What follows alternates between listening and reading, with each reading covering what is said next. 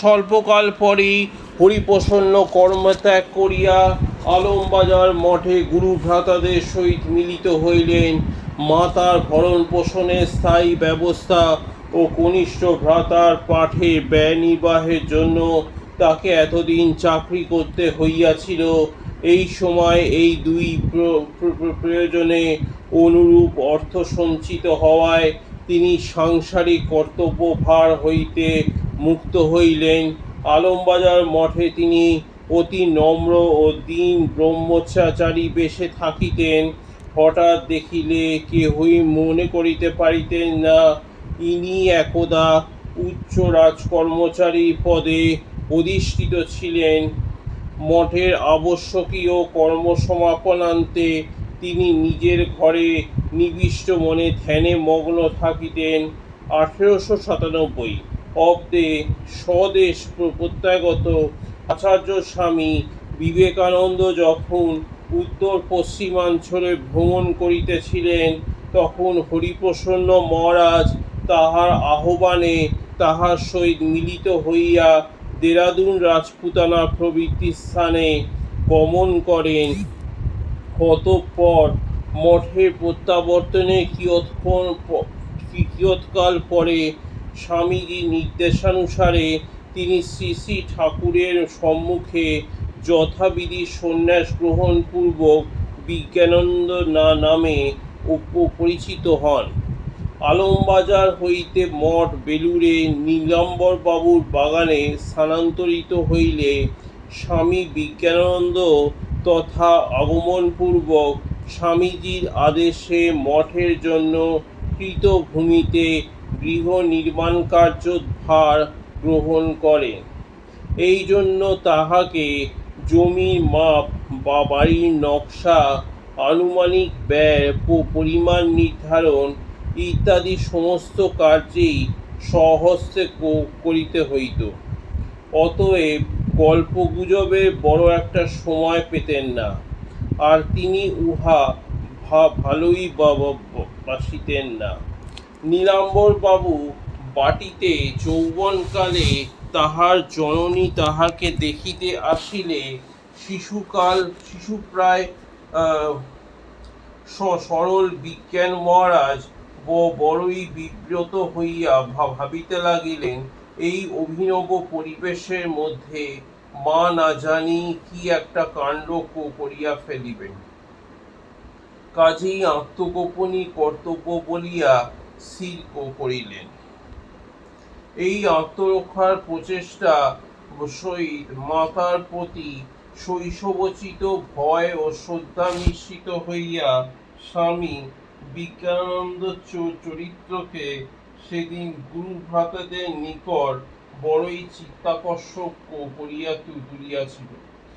অবশেষে সকলে একান্তে আগ্রহে তিনি এক নিভৃত স্থানে জননীকে প্রণতি জানাইলেন।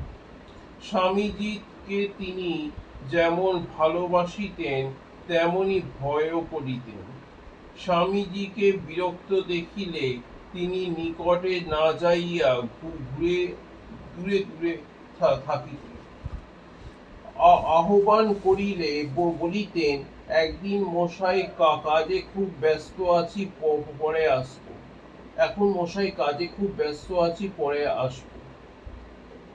বেলুড়ের নবনির্মিত মঠের দ্বিতলে স্বামীজির পাশের ঘরেই তার শয়নস্থান ছিল। রাত্রে পদশব্দে পাছে স্বামীজি অসুবিধা হয়, এই ভয়ে তিনি পা টিপিয়া চলিতেন। তাহার ঘরের সম্মুখে গঙ্গার দিকে বারান্দায় স্বামীজি ভ্রমণ করিতেন। এক রাত্রে তিনি এইভাবে পদচারণ করিতে করিতে দীর্ঘকাল গুন গুন করিয়া গাহিতেছিলেন, মা তং দেহি তারা, তুমি ত্রিগুণাধারা পরাৎপরা ইত্যাদি।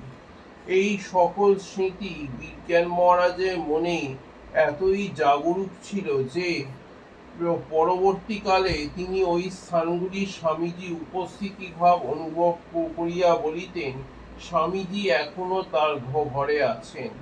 আমি তো তার ঘরের পাশ দিয়ে যাওয়ার সময় খুব পা টিপে টিপে চলি, যাতে তার কোনো অসুবিধে না হয়।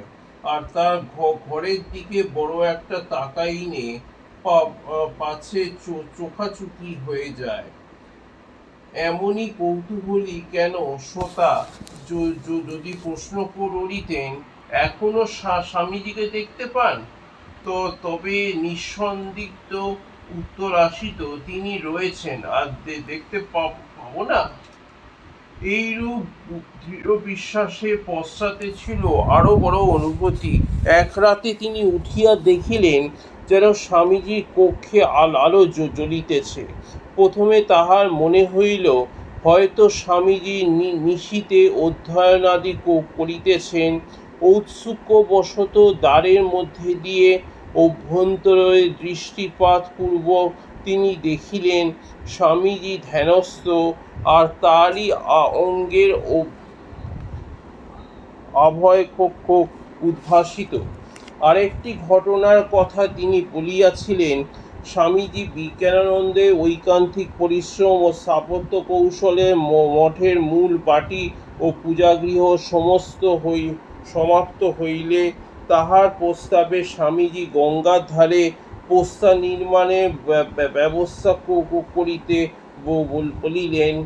এই কার্যে নিযুক্ত থাকাকালে এক দ্বিপ্রহরে ভাটার সময় রৌদ্রে দণ্ডায়মান বিজ্ঞান মহারাজ গলদঘর্ম হইয়া নিবিষ্ট মনে কার্য পরিচালনা করিতে, যাহাতে জোয়ার আসিবার পূর্বেই আরব্ধ কর্ম সমাপ্ত হইয়া যায়। তাই জল পিপাসায় কণ্ঠ শুষ্ক হইলেও স্থানত্যাগ অসম্ভব। উপরে দ্বিতলে অসুস্থ স্বামীজি চিকিৎসক বিধিমতো বরফ দিয়া দুধপান করিতেছিলেন। পাত্র নিঃশেষিত হইয়া গিয়াছে। এমন সময় পোস্তার দিকে দৃষ্টি পড়ায় সেবকের হস্তে শূন্য পাত্রটি দিয়া বলিলেন, পেছনকে গিয়ে দে। গ্লাসটি পাইয়া হরিপ্রসন্ন মহারাজ দুঃখিত মনে ভাবিলেন, এই অবস্থাও স্বামীজি ব্যঙ্গ করিতেছে, তথাপি আদেশ পালন ও প্রসাদালন করা উচিত। এই বিবেচনায় অবশিষ্ট 2-4 ফোঁটা যাহা ছিল তাহাই পান করিলেন। আচার্যর বিষয় মুখে যেন কে সুধা ঢালিয়া দিল। পিপাসা তখনই দূর হইয়া গেল এবং শরীর স্নিগ্ধ হইল।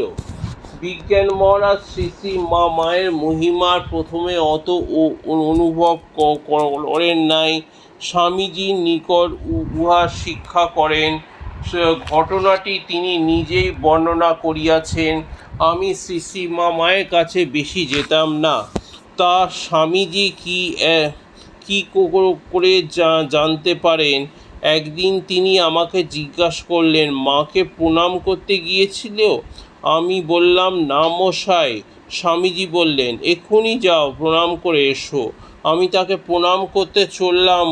মনে মনে ভাবছি কোনো প্রকারে একটা টিপ করে প্রণাম করে চলে আসবো।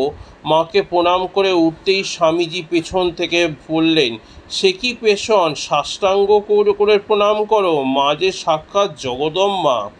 আমি আবার সাষ্টাঙ্গ হয়ে প্রণাম করে চলে আসি।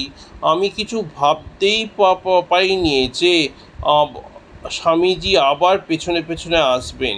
স্বামীজি এতটা সমীহ করিয়া চলিলেও উভয়ের মধ্যে সহজ সরল রসিকতার অভাব ছিল না। একদিন স্বামীজি বলিলেন, পেছন দেশকালের উপযোগী করে নূতন স্মৃতি লিখতে হবে, বুঝলে? পুরনো স্মৃতি আর চলবে না। হরিপ্রসন্ন মহারাজ অমনি উত্তর দিলেন, মশাই, আপনার স্মৃতি চলবে কেন? দেশ নেবে কেন? স্বামীজি যেন অভিমান ভরে ছোট ছেলেটির মতো মহারাজকে ডাকিয়া বলিলেন, রাখাল, শোনো, পেছন বলে আমার কথা নাকি দেশ নেবে না। মহারাজ উপযুক্ত মধ্যে বলিলেন, পেছন কি জানে? ও ছেলে মানুষ, তোমার কথা দেশ একদিন নিশ্চয়ই নেবে। স্বামীজি তখন কত আনন্দ বলিলেন, শুনলে পেশন, দেশ আমার কথা নেবেই।